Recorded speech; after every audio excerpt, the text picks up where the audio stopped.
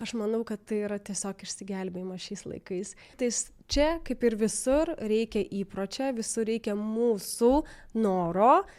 ir ryžto pradėti tai daryti. Bet dabar įrankis toks kaip ChatGPT, pavyzdžiui, advanced funkcija kalbėjimo, jeigu mes anksčiau eidavome arba neeidavome į mokymus anglų kalbos, nes bijodavome ten šnekėti, bijodavom, ką pagalvos kiti, jog mes čia nemokame, galbūt gėdydavomės kalbėti, tai dabar įsijungiame advanced voice ir pasikalbame su juo bent jau 20-40 minučių per dieną ir štai mes turime jau čia ir dabar mokytoją, kuris mus gali ir pataisyti, ir suprasti, jeigu mes su juo bendrausime, mes galime mūsų planą sukurti,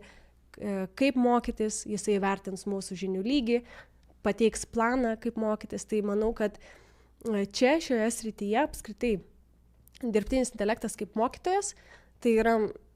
dėja, bet tokia ateitis, nes dirbtinis intelektas bus integruojamas švietime, mes galėsime apsimokinti tam tikrų dalykų,